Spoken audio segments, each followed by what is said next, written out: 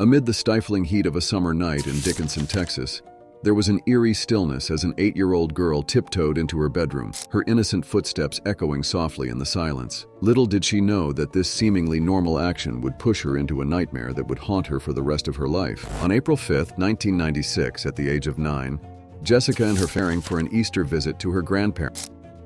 That day, while her father went out to shop for holiday and her mother packed at home, Jessica returned from school with her friends.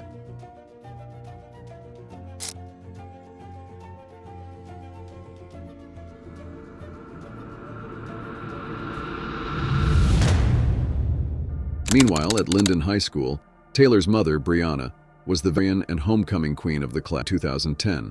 She also actively participated in CLA, as well as serving a majorette in the marching band and playing the flute.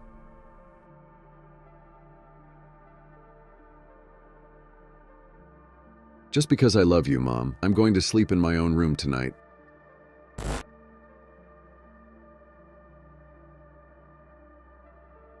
Their apartment complex, nestled away from the main road and trees, gave Jessica's mother a sense of security about her daughter's safety. The area was a haven for neighborhood children, including Jessica, who played there freely without constant adult supervision.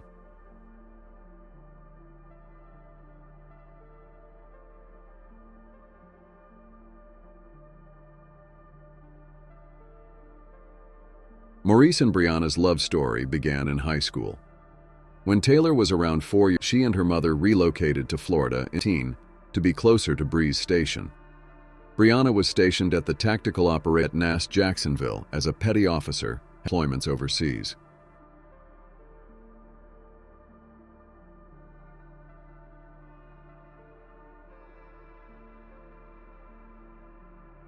By the age of 27, she had earned decorations for her service, the National Defense Service Medal and the Global War on Terrorism Medal.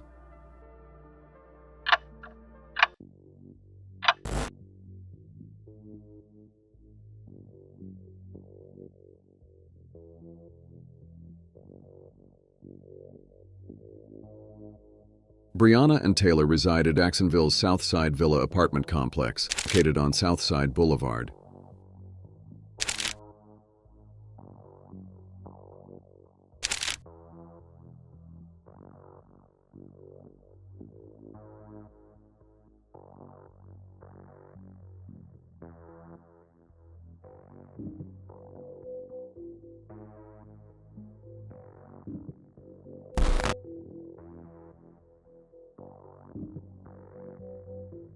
They resided there for some time before Briana relocated to a new apartment in the Jackson Brentwood, located 60 miles on Ivy Road, in November 20.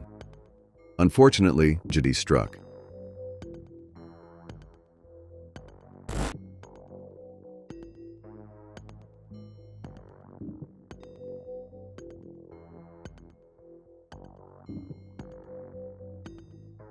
Just days after moving on Wednesday, November 2019, at approximately 7:20 a.m., Briana called the police reporting every nightmare. Her child was missing.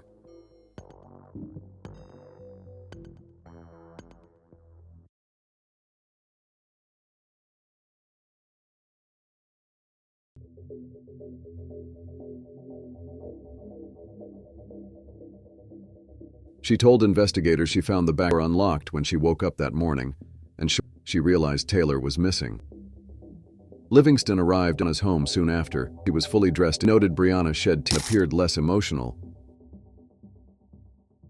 Amid the stifling heat of a summer night in Texas, there was an eerie stillness as an 8-year-old girl tiptoed into her bedroom, her innocent footsteps echoing soft silence.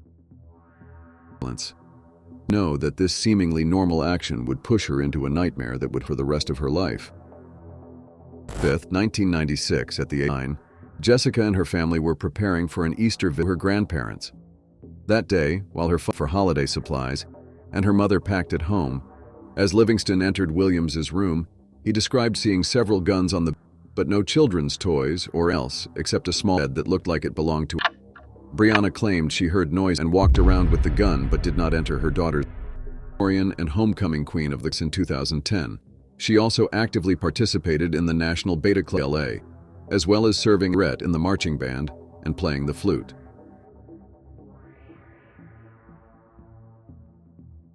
LaShante Whitaker, a detective with the mission of the Jacksonville Sheriff's Office, also interviewed her and found her behavior peculiar.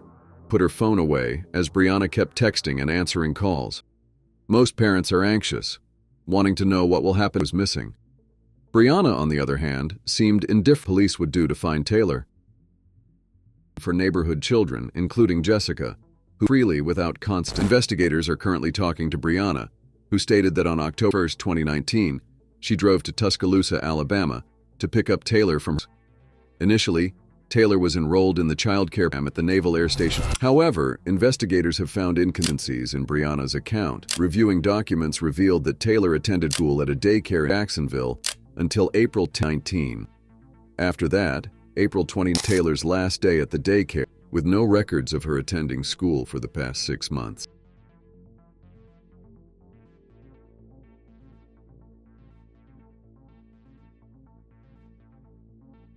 By the age of 27, she had earned 9 donations for her service, National Defense Service Medal and the Global War on Terrorism Expeditionary Medal.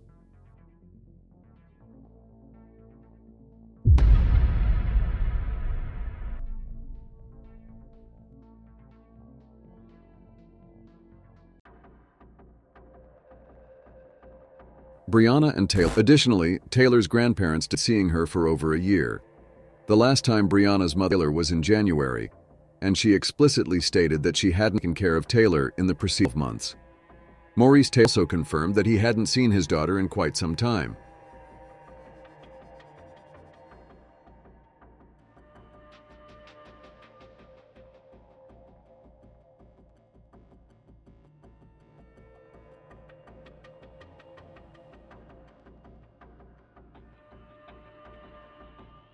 They resided there. However, as soon as the authorities pointed out contradiction in her testimony, Briana stopping them. Frustrated, Briana insisted Mama would not say that. Just want my baby home. This is her.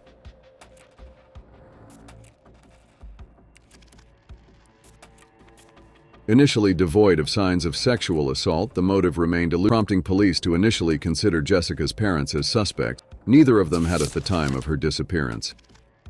At 20 a.m., Briana called the police reporting everywhere her child was missing.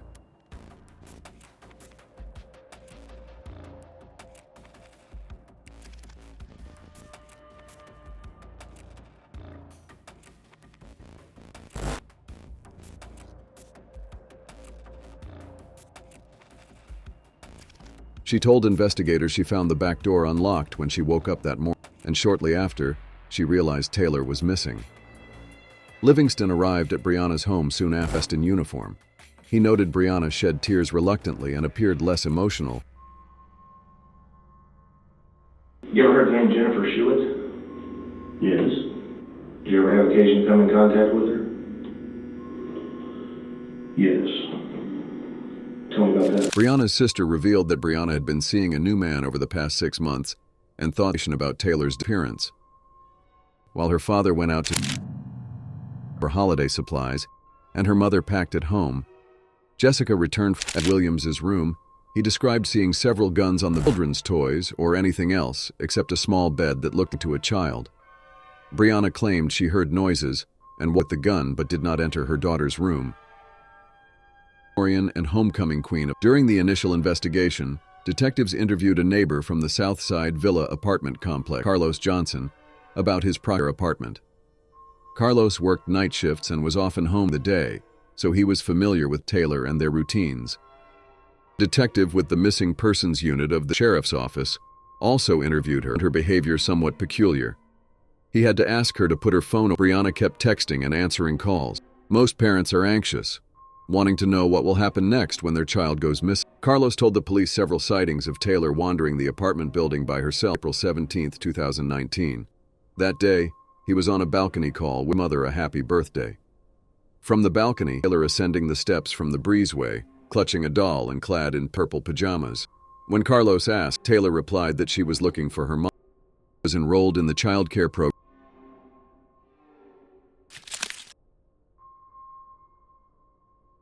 at the Naval Air Station Jacksonville. Carlos disclosed to the detectives that frequently saw Taylor alone in her apartment every other day, waving to him from inside, clutching wearing the same pajamas. He observed that Briana's vehicle was not in the parking lot. Briana's regular returns home around 6:30 to 7 p.m. with meals that appear to be intended for only months.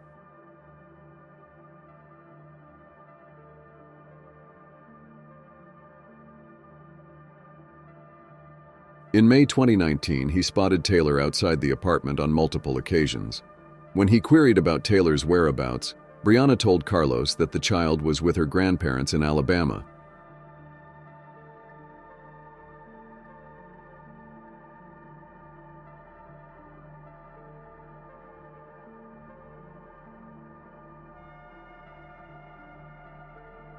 Briana and Taylor reside. Taylor's grandparents